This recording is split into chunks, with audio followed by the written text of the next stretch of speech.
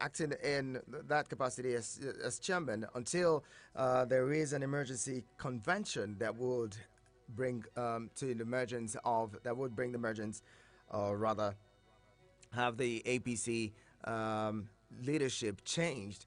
Well, there's been controversies in the party for quite a while, and it seems like, well, the party is resolving all of that now.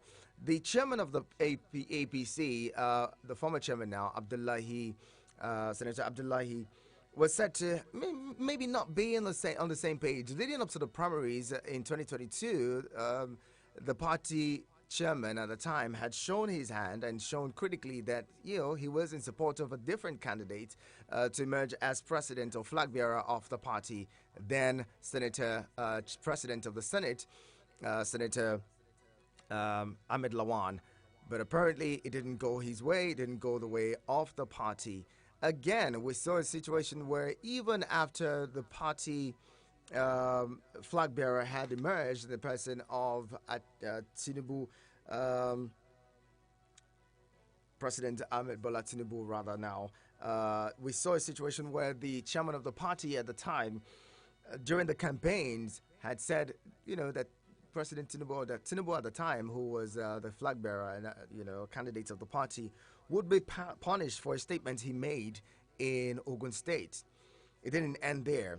When the president came in and it was time for the party to choose senators, or rather the president of the Senate, we also saw a situation where the party chairman seemed not to be, in consonance with the president and the choice of the president of the Senate coming from the president's quarters.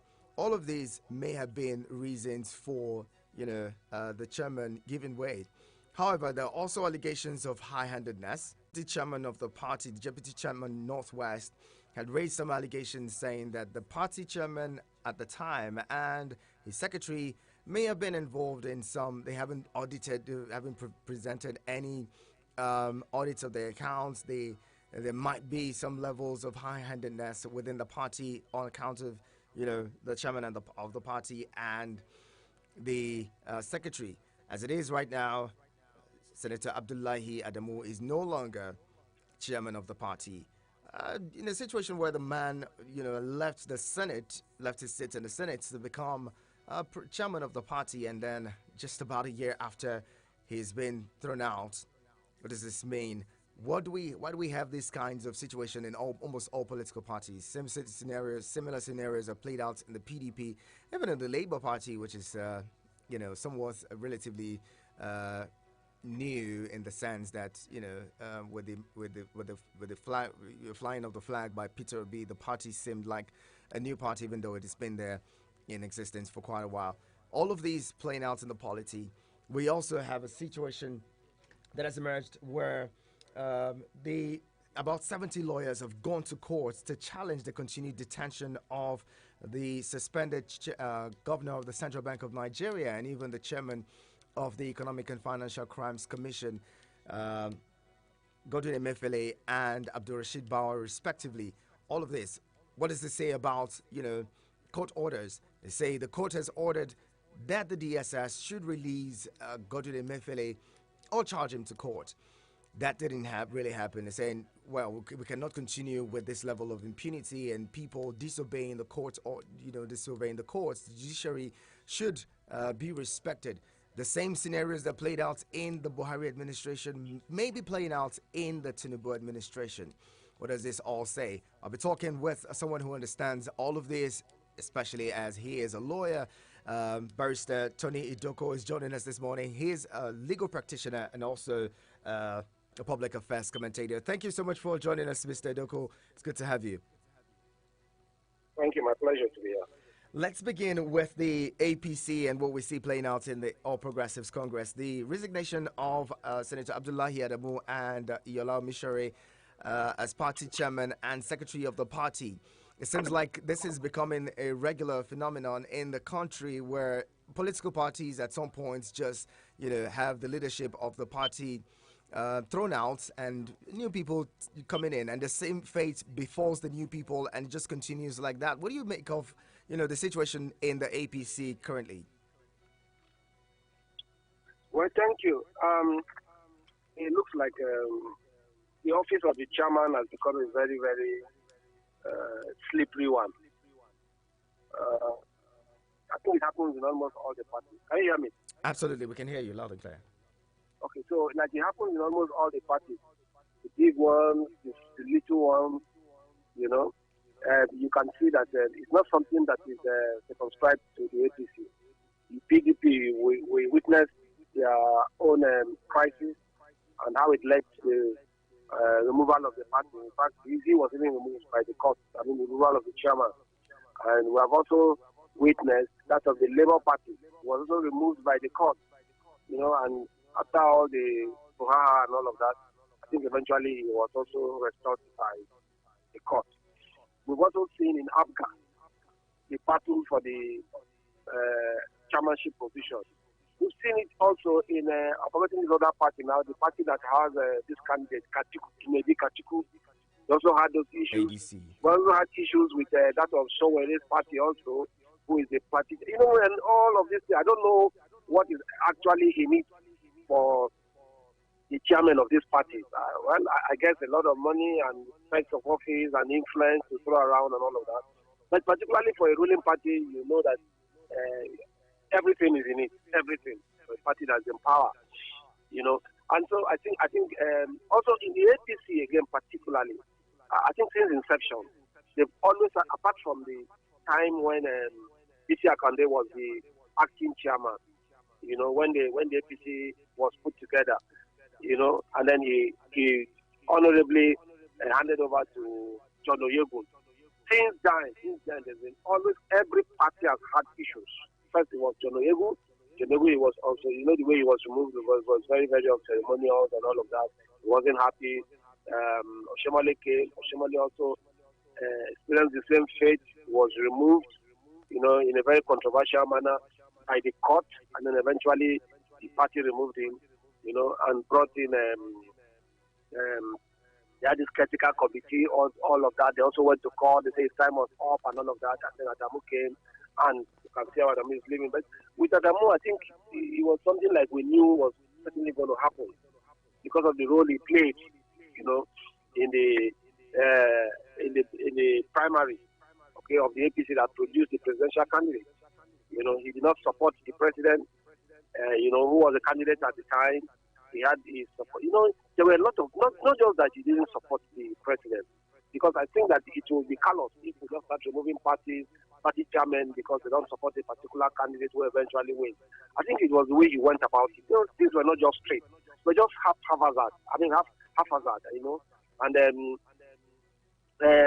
he wasn't really consistent, And then, so all of that affected him. And they now came to the conclusion again that maybe because he didn't support the presidential candidate, but after the candidate won, I think they should have put all their acts together. But look at the way he lost woefully in the state. He didn't win anything, nothing, even losing his polling booth in the polling unit. I think that was very, his performance is very abysmal as a national chairman. He didn't do well at all. And then I think the most important one is that there's this belief that he's not really comfortable with the president. And then, they are scared that he might just act like a spoiler for them eventually. So I think all of that, if not, ordinarily they would have just waited for him to finish his term, to go, just like they did with Oyegun. At least Oyegun finished one term. So all of these have come to play, and a president wants to get a grasp of the party. He wants it he wants to have it in his bag and know that, look, this one, the guy is here, their loyalty is sure, it's guaranteed, 100%. And so these guys' loyalties are not guaranteed. Omishore and particularly Adamu, particularly the national chairman, his loyalty is very shaky, So I just think that they just asked him to resign, and I think that's what he did. I think it's better for him. Let him just leave so that the president can have his own team. Unfortunately, that's how we roll in Nigeria. If you ask me, I don't know the name of the chairman of of the Republican Party in America. If you ask me, that's one man I don't know. I don't know his name. I don't know the name of the chairman of the Democrat Party in America. We don't know them because less controversy. They are just somewhere behind the curtain doing the things that they're supposed to do. You just see their impact. You don't really see them a lot. But in this place, we see everyday national chairman everywhere fighting. You don't hear about fighting in other places. I don't know whether you still remember the name of the Conservative Party chairman in the UK or the Labour Party chairman. So once in a while, but here it's just too much. I think it's about, these are issues that are peculiar to us as Nigerians, because everything is about power here, everything is about what you grab, everything is about money. When you are a national party chairman, the stakes are very high. You control a lot of things, you control a lot of people. Everybody wants to be your friend. You can determine where, what happens in states, who gets a ticket and all of that. So Nigeria is very, very peculiar. Our case is very different. So easy come, easy go. That's how he came. He just brought it. And so I think that there should be no qualms about him, just about him leaving. He didn't do well. That's the truth. Well, that's my opinion. One other thing coming out of this is the fact that some people, especially the parts of the Southeast caucus of the party, and even some of the people from the Southeast, the likes of Osita Chidoka, who have said this is an opportunity for the APC to readdress some of the issues, especially as pertains to diversity in the party and having the party, or marginalization, as they say, having the party chairmanship go into the Southeast at this time. Do you see that playing out in the APC? But why? You said Chidoka said that, right? Yes, Osita Chidoka, the former Minister of Aviation, is saying that in the interest of fairness and balance, that the party may have to, zone the chairmanship to the Southeast. Are you talking about the PDP or the APC? The APC. APC should zone the party chairmanship to the Southeast. To the Southeast. Yeah, but I think I don't know what is his business with the problem of the APC. He should mind his own business. They have a lot of issues in PDP. A lot. So much so that we are not even sure if the PDP will never bounce back.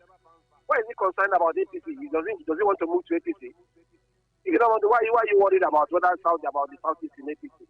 Concentrate on your issues. Try to rebuild your party. Try to rebuild confidence again in the people. So let the APC do whatever they want to do. They want to do. And in any case, I know that one of the and I think that's going to be difficult anyway. Even if Chidoka was a member of the APC, because they say by their constitution, the national chairman. Okay, maybe I guess that's for the PDP, but I think that generally they say where the president comes from. If the president is from the south, the chairman of the party will have to go to the north.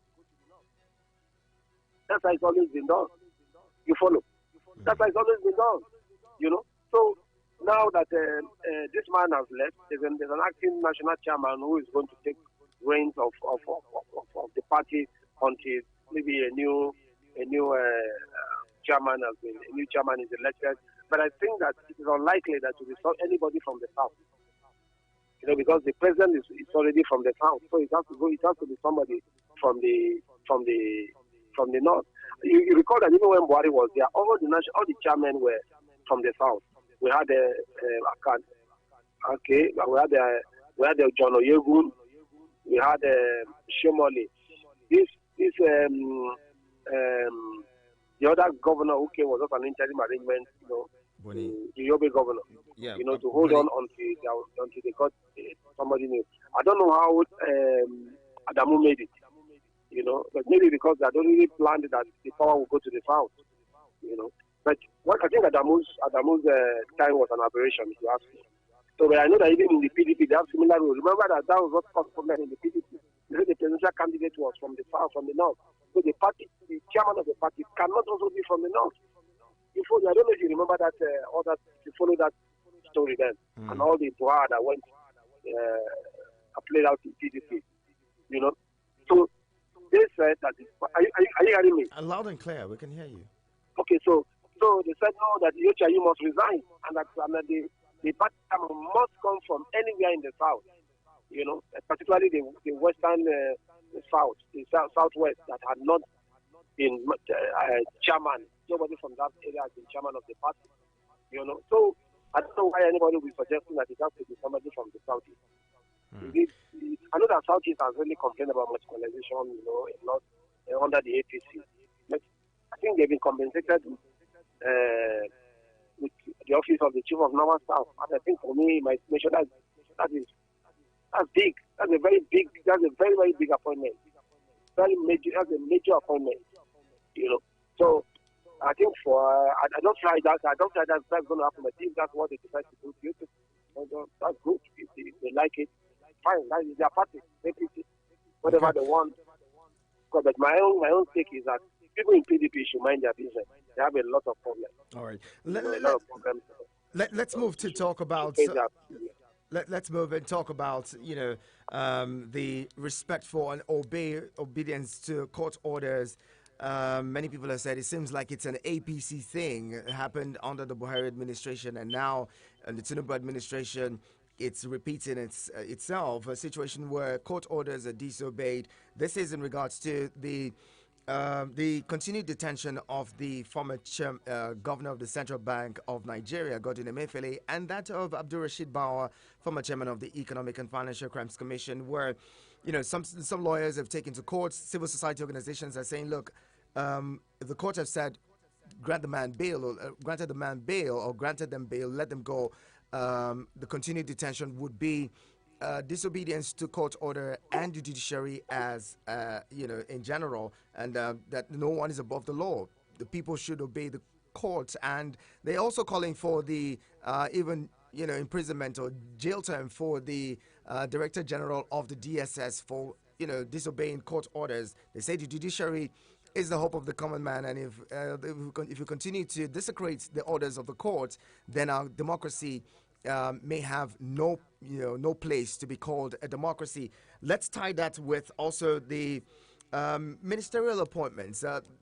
Just earlier this year, President Buhari signed into law the bill that mandates presidents and governors to submit the names of persons who make up their cabinet, ministers and commissioners as it is, within 60 days.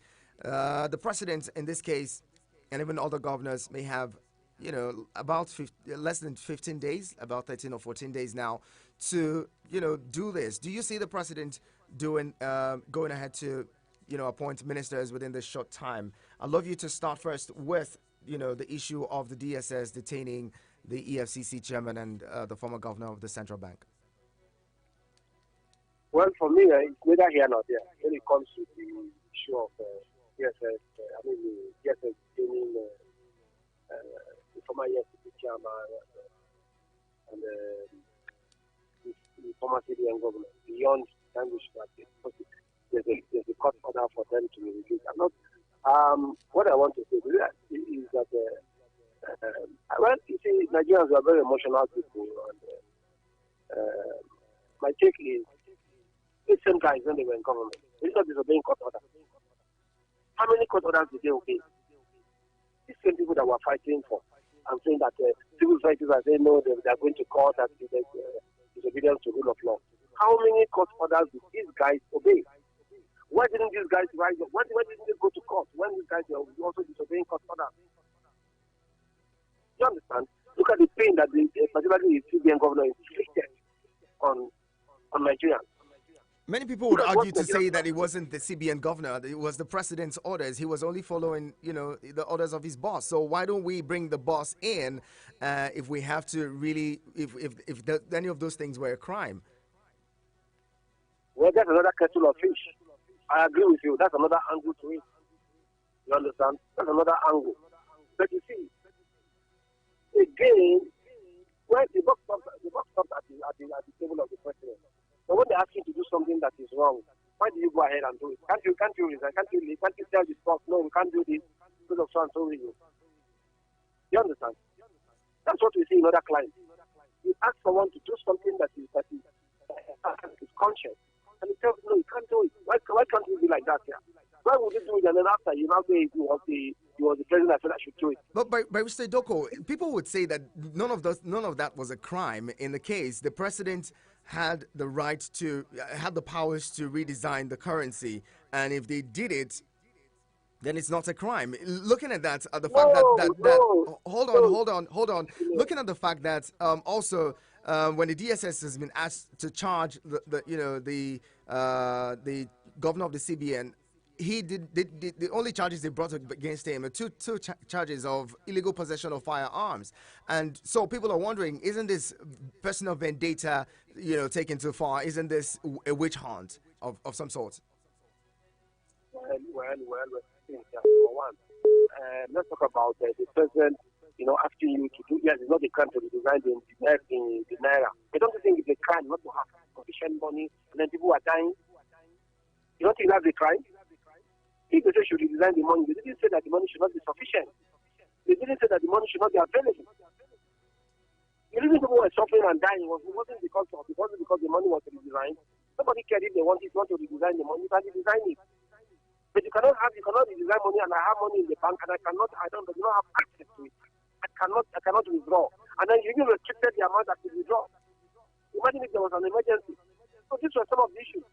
All the queues, all the people every day in front of the bank. Every night, people wake up by 4 a.m. the bank queue in front of the bank. You understand? Was that okay? Was that good? Was that not a crime? Against humanity. That was also a crime anyway. But like you said, I agree with you that the charges they brought were not even about that. It was about terrorism and then possession of firearms and all of that. Well, to my mind, I don't see he's a former civilian governor. It will be difficult for him to be in possession of firearms without license. Alright?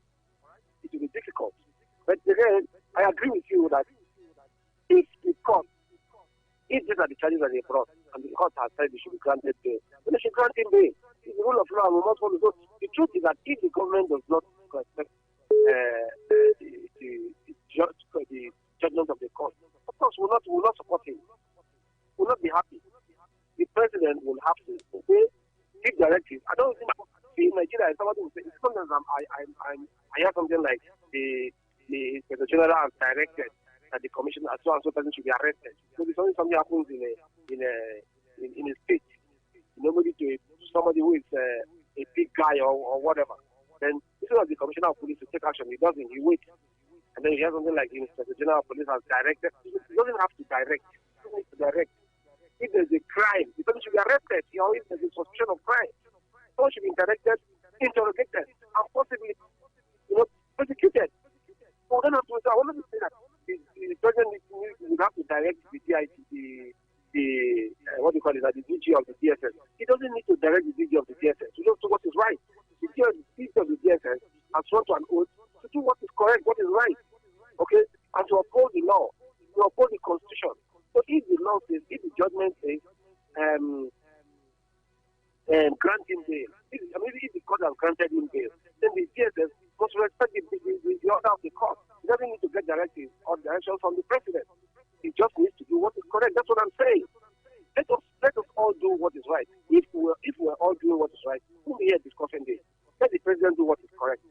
If Emefiele and the Bawa had done what was correct, what was right, if they also not disobeying court, it's the same thing I'm telling you now.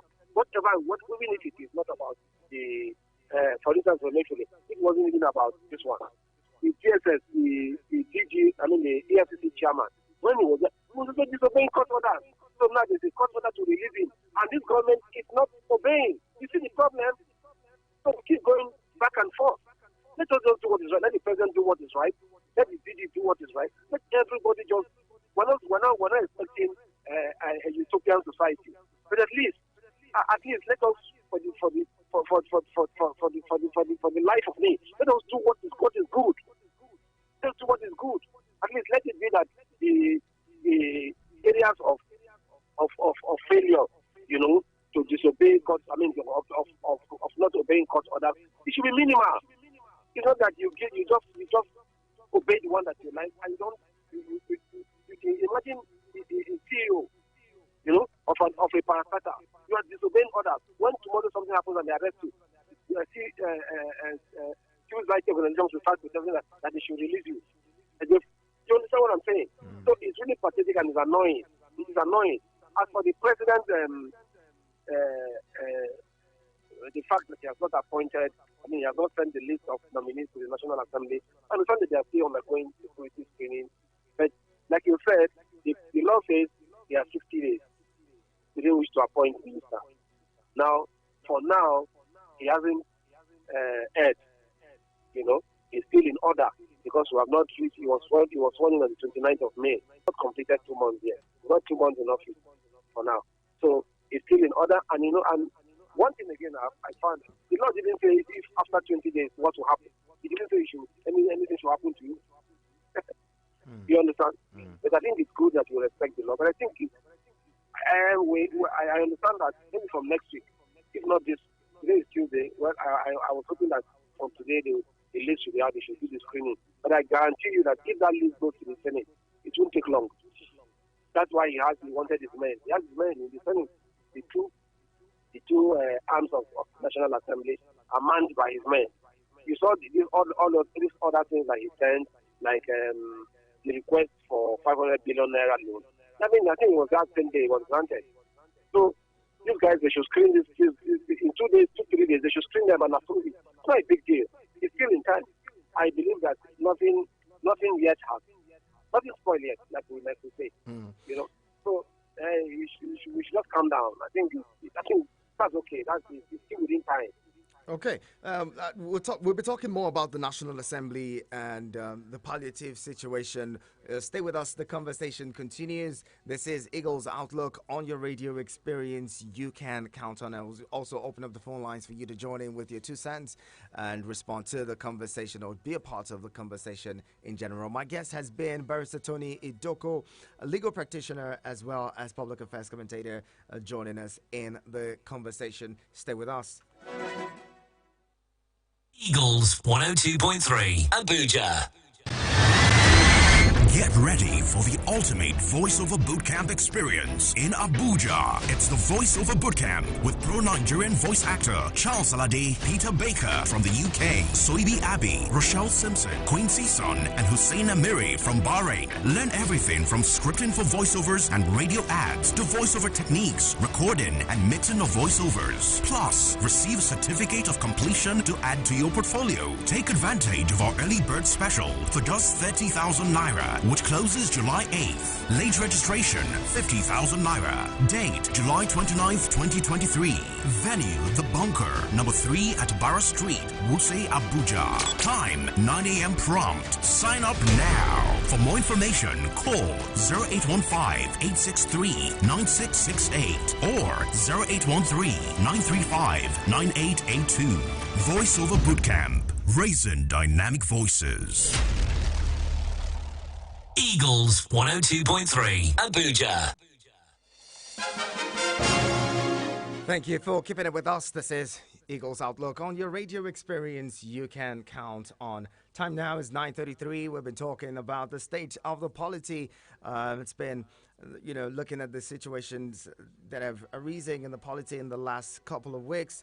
My guest has been Barrister Tony Idoko, legal practitioner as well as public affairs and political analyst joining us in the conversation. You too can be a part of it. Simply call 090-7353-0044 and 090-8766-8888. Your SMS and WhatsApp messages go to 090-9705-4450. Barrister Idoko, let's talk about the National Assembly. The 70 billion naira palliative for the National Assembly has been, in the polity. Everyone has been talking about it. It has raised some controversy in the polity in the last couple of days. What do you make of that? The National Assembly saying, well, they're getting 70 billion naira for to cushion the effects of subsidy removal. That hasn't greeted many Nigerians well. Thank you. The National Assembly, I have always argued that if you want to solve this problem of our country, we should always look up to the executive. The National Assembly has never really opposed. They have always weakened our hope and affected our spirit, and sometimes I think they act like a killjoy. I don't understand why in this time, while we are suffering, while Nigerians are, look at what Nigerians are going through. Look at the humongous budget for SUV. Can you beat that? I mean, I wonder, is it that they're not thinking? They don't think? Why do you keep buying SUV? Okay, how about those that had SUV? I said some people have been in National Assembly since 1999, and they follow them. I'm sure by now they would have had up to 10 SUVs. Because every time they come, they get to collect another one. And they don't go anywhere with this SUV. They just pack them. When they are there, maybe they take them to car dealers. I was with a car dealer sometime when someone bought what do you call this? A Prado Jeep from one of the houses of assembly in the north. A brand new one, just gave it to them. He brought it straight to a car dealer to sell it for him from one of the states in the north. So that's where we are. So the other was, did he need it? Maybe he didn't need it. Maybe he had other cars. Maybe he had other cars before, but they just gave it. They're just wasting money. Okay, particularly at this time when there's subsidy and people are going through a lot. People are suffering. There are people that cannot fill their tanks. Now, right? I'm talking about filling tanks. People cannot even drive. People have parked their cars. There are fewer cars today on the road. And then we are having this, we should be sensitive. I mean, sensitivity, just common sense. Just say, no, we can't do this thing now. Let's calm down. We can't do it. How? But so look at all the past governors who are there. Look at people there who are former ministers. Former this, former that. What do you need another SUV for? Tell me. It's not just that they are callous. What do you need another SUV for? They have so many SUVs. Some of them, you see, part of their pensions, they tell you have so many SUV every so and so years. And I don't understand our politicians. I don't get it. I can't understand why someone who has been a governor for so many years, the person is living, he has a very robust pension, and then he's living with cars, 10 cars. The next governor will be chasing to return those cars. What is wrong with our people? What's wrong with our people? Why are we so insensitive? You understand? And then look at, and then even those that you think, for instance, the labor people, who you think we act differently. I just feel like this man, they not use Ruby to get there. That's all. They have nothing labor in them. They have nothing. They are not people oriented. They don't care. It was just a bandwagon thing. I was shocked when one of them in the house of rest now, who a labor party member, who was one of those going around, routing for the speaker when he was being touted as the candidate of the president. And for me, I have nothing against the president has a right to decide that this is the man I want, and then lobby to get him elected. But I was shocked that a Labour Party member whose presidential candidate is in court fighting. You understand? Because he's part of those also with the president and saying that this man that the president is the man that was the speaker. Because when this president was an opposition leader, he was the best. I've never seen an opposition leader like this president. I've never seen. He was a great opposition leader. He had his people, intact. Because when they were talking about government of national unity, he said no. His people will not be part of government unity. Nobody. When Baja was a minority leader in the House, he was offered, I think it was not the list, he was offered an honorary honor by President Goodluck Jonathan. He declined. See the level of opposition that this guy went against the PDP. He declined. He rejected an honorary honor. These are things that people are paying for. People will do anything to get. They gave it to him on a platter of gold, and he said, no, I don't need it. Being opposition, that's how to be an opposition. All these ones are just looking for money, that's why you see me, I respect Baja. You see, as Baja is here, I respect him 100%. Extremely loyal, to the cause of his organ. So I'm not surprised that today is chief of staff. I'm not surprised. That's the kind of man that they look for. Not this one who just came anyhow. But on the flip side, this is why sometimes I don't blame them when they behave like this. It's a game, They spend so much to get here. things get better. Not right now. Because we can't be suffering like this, and then some people are collecting this humongous amount. They pay for furniture or whatever, and then apart from this one, there's 70 billion palliative means. Isn't it ridiculous? Isn't it ridiculous? But you see, like I said, party, imagine how much party charge them for form. Do you know how much they buy? Do you know how much the governorship form in America? To be governor in America, you buy the form is about $5,000. What is $5,000 today? If you calculate it today, how much is $5,000? How much is $5,000 today? It's still less than 7 million. That's what they pay to the governor in America. That's what they do. And it's not compulsory for you to buy form. If you cannot buy form, there's what they call a petition. There's another way. You get $5,000 to sign what they call a petition. You take it to that place. It goes in lieu of the money to buy form. That's to be governor in America. To be president, you don't buy the form. Doesn't cost more than $10,000. $10,000 today is about maybe 7 million naira or 7.something million naira. We are buying food for selling forms here for 100 million. Can you see the difference now? So we spend so much to get to that place.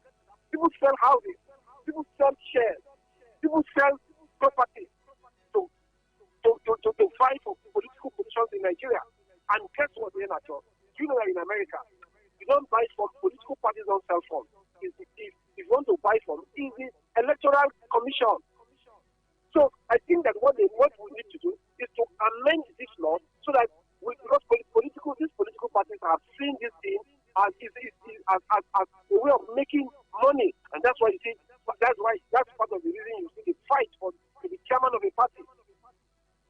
That's because the National Working Committee, they have humongous access to this money. They share it. They have hundreds of millions just to be even National Working. Not talk about the chairman. You can hear that. I think about the last election, they like about almost close to 30 billion naira from just sale of funds from all over the country. You understand? So people cannot spend so much. And then they get to National Assembly, and then they will not demand for this kind of big palliative. Well said. You know, to cushion the effect of the thing. Politics here is business. It's clear business. Nobody is telling you, people tell you they are going to start. Yes, some go to start, a few. But for many, it is business. You know, and then they have to recoup. At least let us start with, I bought funds for so and so amount. I don't know, I forgot how much they sold funds to go to National Assembly. I think for maybe Senate was 20 million or so. In the House of Assembly, maybe National Assembly around 10. So they have to collect all that money first. So right now they've calculated all that they have spent. People spend up to 200 million naira to get to that place. Ask them. So the first thing that they come is that they'll just be collecting small and be ticking. They'll be ticking the boxes. I've collected this one. I've collected that one. I've collected this one. You know, before they'll now calm down. If they've gotten all their money, then whatever they make now is again for the next election. Because a lot of them, because they're thinking about it, you know, you hear it often said. They said, a statement thinks of the next generation, a politician thinks of the next, a statement thinks of the next generation. Politicians think of the next election. So right now, after they have gotten this one, they start thinking, keeping the ones for the next election. Okay. And then the ones that they will use to enjoy their life. So it's really, we are really in a very hard place. Yes? Well said. I just wish that just because of the nature of things now, they should calm down. They should be sensitive. They should know. You know, we don't want to start the crisis. Because if these people get too angry, if they get very angry, I hope that they don't hit the street protesting. You know? All right. But it's bad. It's really bad. All right, let's bring in a caller as they've been waiting on the line. Hello, good morning. Yeah, my friend. Good morning, sir. Good morning, Taking Me Hundu. Good to have you. Yeah, God bless you, sir. You were away for some days. We really missed you, sir. Thank you very much. I'm back now. Good to have you. Yes, good morning to your guest. My name is Hundu Tekimbi. I'm calling from Nasarawa State. Yes, my friend, please, we were attacked last night in New Yang, and we are pleading with the police to please keep doing more jobs in New Yang. What kind of attack was that? Tell me about it. Yes, the people who came, the boys who came, they look very young. They were more than 20. So in the estate where I stay, we have like 9 apartments. So what they were doing is they were breaking down the doors one by one. They would dig it out, and then they will meet us inside, and then they will collect our belongings. So that was what happened. So I lost all my phones. I'm really sorry about Yes, that. thank you, my prince. Yes, my prince. I want to contribute by saying that I remember there was an offshore election in Kwara State to replace a candidate in the House of Representatives, and I was shocked that there was one journalist called Babajide Kohade Otusojo, on TVC News, and he said something. He said only for the House of Reps that somebody spent more than 2 billion just to make sure he gets to the House of Representatives. So, my prince, you see, you have like 2 billion and you want to spend it to come to the House of Reps. So how much do you want to come and make when you eventually come there? 2 billion naira just to come to the House of Reps, my prince. So you see why the politicians, they can do anything, including to compromise, just to make sure they will get back their money. Because they are spending too much. They are spending a lot. So your guest has spoken so well. And you see, as long as politicians continue to spend such money, they will always compromise in one way or the other. How can you tell me that the federal government wants to give 12 million Nigerians 8,000? They want to give less than 500 people, about 70 billion. How do you expect us to have confidence in them? This is not possible. And actually, I want to say that Mr. Emefiele, I will never have sympathy for him. Why? Because all the policies he embarked upon as former CBA governor, none of them, succeeded.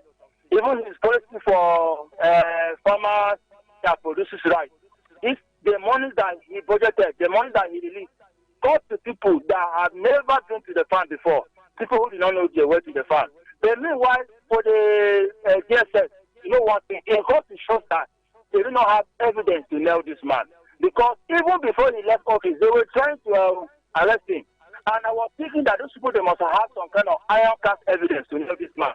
But eventually, they are going to just, find some charges that they have carried one small gun, in his house.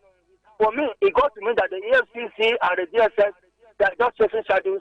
They will go and arrest people before they will begin to look for evidence. This is not good at all. Thank you very much. Let's bring in another caller. Hello, good morning. Yeah, this is Comrade Victor on the line. Good morning. Good morning, Comrade Victor. Good to have you. I want to comment on the issues so far going on as the event is unfolding. Well, the likes of Nigerians, I think we must expect that there will be some changes in this present administration as opposed to what we had during the last administration. You see, this respect to rule of law has become a major problem when it comes to leadership in this nation. In as much as I'm concerned, the MFLA and the director of DSS, as much I want to be very mild, okay, these people deserve something more than execution. But for the fact that we believe in rule of law, we want the rule of law to prevail, and then let them be persecuted for their wrongdoing. Just like what the man there is saying, if you are sent for a suicide job, it is within your dignity to refuse that suicide job because it's a detriment of the people. So if anybody is saying that whoever should be accountable, the principal who was Mr. Buhari, it does not arise in any way. The messenger should be careful. Okay? Yes, to a large extent, he should be brought to book. Let him, possible, direct or indirectly, implicate the principal who was then Mr. Buhari.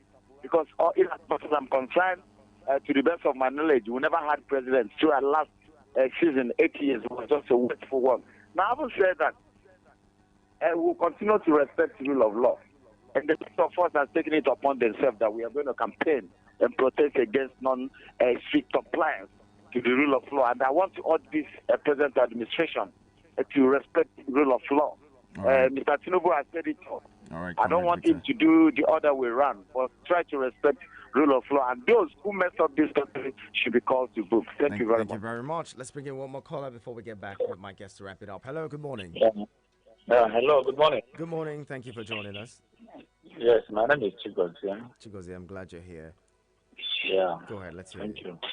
Well, your guest have said it all. Yes. Let me say this: the only constant thing in this life is change. Yes, it's change. Adamu is now former APC chairman and also a Mefele, former TDM governor. So whatever you are doing in this life, we want to be careful. Whatever we are doing in this world. So MFLA, let me go straight to MFLA. Yes, MFLA obey his boss, Mr. President, on doing the wrong thing. Yes, even though changing of the money is a good thing, but the kind of suffering that the CBN good people that you can go to bank, you cannot get access to your money. The network was bad, everything was bad, people are suffering. And he could not do anything, say anything to those banks. So you have to face it. You understand? You have to face the law. Face the law. That's number one. Okay. Buhari on his own have already left. Yes, you have to pay the president. But for him to resign, you know that he cannot resign because his hands is not clean. So whatever you are doing, make sure that your hands are clean. So that in any case, you can say, let me resign. Because if he tender his resignation, they are going to do what? Use one thing or the other that he has did wrong and do what? And get him. Okay. So for that, that's why he cannot resign. Because he knows that his hand is not clean. So that is it. That's where I submit my case. Thank you very much. And let's go back to my guest to wrap it up.